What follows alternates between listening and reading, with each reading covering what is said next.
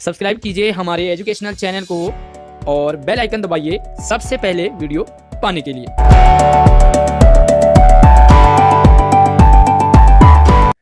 प्यारे बच्चों, 7th class की वर्कशीट नंबर 35 में आज हम हिंदी व्याकरण के अंतर्गत तत्सम और तद्भव शब्दों को पढ़ने और समझने वाले हैं।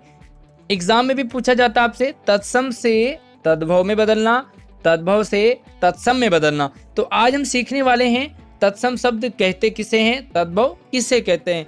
तत्सम से तद्भव में बदलना, तद्भव से तत्सम में बदलना। तो पूरी वीडियो आपने ध्यान से जरूर देखना है। स्वागत है आप सभी का आशीष सर की हिंदी ऑनलाइन क्लास में। फटाफट से वीडियो को कर दीजिए लाइक। वीडियो के नीचे अंगूठे वाला निशान है ना, तो उसे ब्लैक से ब्लू करना है और अपने दोस्तों को भी वीडियो को शेयर करना है क्लास ग्रुप में, ताकि आपके दोस्त भी आपके साथ तत्सम तद्भव शब्दों को समझ सके। तो चलिए यहाँ पर हम देखते हैं। सबसे पहले जानते हैं कि तत्सम शब्द किसे कहते हैं। तो तत्सम यानी कि तत् और सम। तत् का मतलब होता है उसके, सम मतलब समान, उसके समान। तो देखो उसके समान अर्थात संस्कृत के समान। जो तत्सम शब्द होते हैं वो किसके समान होते हैं, संस्कृत के समान, या कहेंगे संस्कृत से ही वो शब्द आए होते हैं। देखो हिंदी में अनेक शब्द संस्कृत से सीधे आए हैं और आज भी उसी रूप में प्रयोग किए जा रहे हैं। अतः संस्कृत के ऐसे शब्द जिसे हम ज्यों का त्यों प्रयोग में लाते हैं तत्सम शब्द कहलाते हैं। यानी कि सीधा सा सरल सा मैं कहूँ आपको कि इस हिंदी में बहुत सारे शब्द ऐसे होते हैं जो हिंदी के नहीं हैं। कुछ अंग्रेजी के शब्द हैं, जैसे कार हम बोलते हैं ना, कार है तो कार क्या अंग्रेजी का है। कुछ यहाँ पर उर्दू के होते हैं, कुछ फारसी के होते हैं, कुछ संस्कृत के होते हैं। तो जो संस्कृत के शब्द हैं उन्हें हम कहते हैं तत्सम शब्द, है ना। तो अगर उन पे हम विसर्ग लगा लें तो वो पूरा का पूरा संस्कृत बन जाता है, और विसर्ग हटा ले तो तत्सम शब्द बन जाता है। तो आपने आराम से समझना है। तत्सम का मतलब होता है संस्कृत के शब्द जो हिंदी में प्रयोग किए जाते हैं। अब यहाँ पे देखो अग्नि, तो अग्नि है, इसमें विसर्ग लगा सकते हैं अग्नि ही, वायु, पुष्पः, है ना। तो देखो अग्नि, अगर अग्नि शब्द है तो ये तत्सम है और इसकी हिंदी क्या होगी, आग। वायु का क्या होगा, हवा।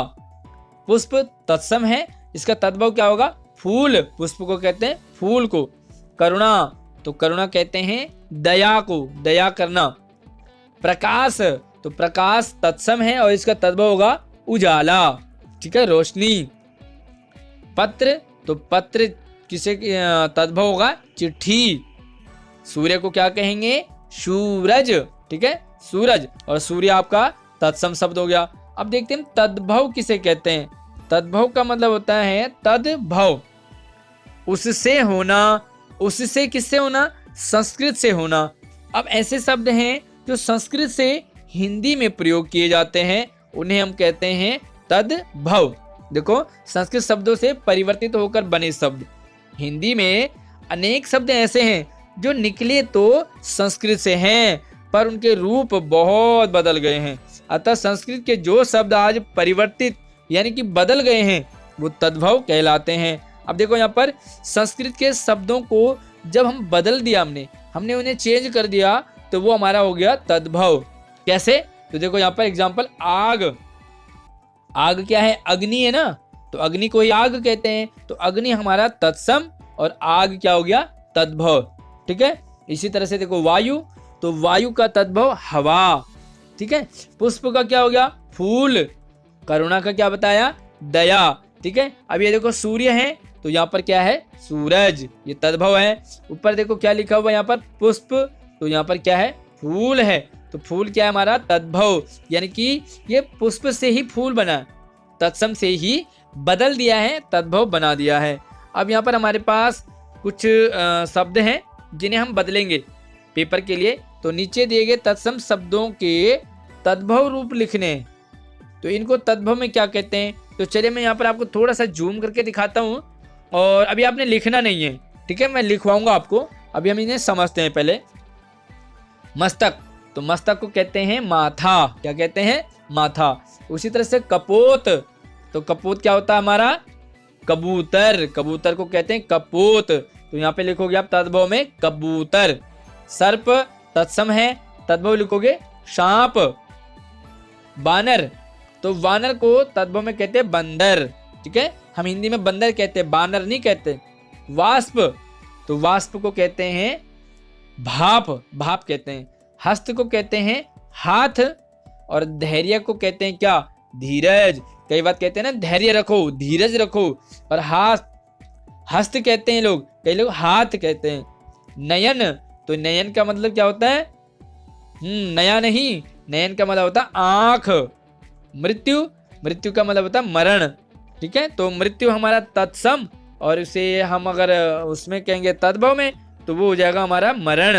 अब देखो अगला शब्द है बधू, तो बधू किसे कहते हैं, बहू को, तो यहाँ पे लिखोगे बहू। संध्या, तो संध्या किसी का नाम भी होता है, लेकिन हम किसे कहते हैं संध्या, शाम को, तो यहाँ पे क्या लिखोगे, शाम। उसी तरह से क्षेत्र है, क्षेत्रफल होता है ना, तो क्षेत्रफल किसका कहते हैं, खेत का, तो यहाँ पे लिखोगे खेत। उसी तरह से चंद्र, तो चंद्र किसे कहते हैं, चांद को या चंदा को, तो यहाँ पर चंदा या चांद आप कुछ भी लिख सकते हैं। अगला है खीर, तो प्यारे बच्चों खीर जो है ये दो अर्थों में प्रयोग होता है, लेकिन इसका सही अर्थ है खीर, ठीक है। खीर कई बार इसे दूध के लिए भी प्रयोग करते हैं, लेकिन दूध को कहते हैं पेय, ठीक है। तो ये खीर क्या है आपका, खीर है हमारा खीर। उसी तरह से कूप, तो कूप कहते हैं कुआं। ग्राम, तो ग्राम किसे कहते हैं, गांव को, तो तद्भव हो गया गांव। घट, तो घट को कहते हैं घड़ा, ठीक है। घृत, घृत किसे कहते हैं, घी को जो आप बनाते हैं और खाते हैं, तो घृत मतलब घी। और ये हमारे पास आम्र, तो आम्र किसे कहेंगे, आम को कहेंगे आम्र, आम्र फल कहते हैं ना, आम्र फल यानी कि आम का फल। और ये हमारे पास पुष्प है, तो पुष्प का हमने ऊपर भी बताया था आपको ना, तो पुष्प का क्या कहेंगे, फूल कहेंगे, ठीक है। तो चलिए मैं यहाँ पर इनको जूम कर लेता हूँ और आपको सारे जो शब्द हैं तत्सम के तद्भव वो यहाँ पर लिख देता हूँ, ताकि आप उन्हें लिख सको, देख सको और समझ सको। तो प्यारे बच्चों ये थी आज की वर्कशीट। उम्मीद करूंगा आपको वर्कशीट पसंद आई होगी, समझ आया होगा। और कुछ भी अगर आपको डाउट लगता है तो मुझे कमेंट कर सकते हैं। वीडियो कैसी लगी, अच्छी लगी तो जरूर कमेंट में बताना। और अगर आपका नाम, आप अपने नाम में आपका नाम तद्भव है या तत्सम है, मुझे अपना नाम जरूर बताना कमेंट में। और ये है, अब उम्मीद करूंगा कि आप जब एग्जाम में आपको तत्सम और तद्भव पूछे जाएंगे तो आपने उन्हें गलत नहीं करना है। फिर से देखो, तत्सम का मतलब होता है संस्कृत के, तद्भव मतलब हिंदी के। अग्नि आपका तत्सम है और आग आपका तद्भव है, ठीक है। तो चलिए वीडियो को यहीं पे समाप्त करते हैं और अगली वर्कशीट में मिलते हैं। धन्यवाद।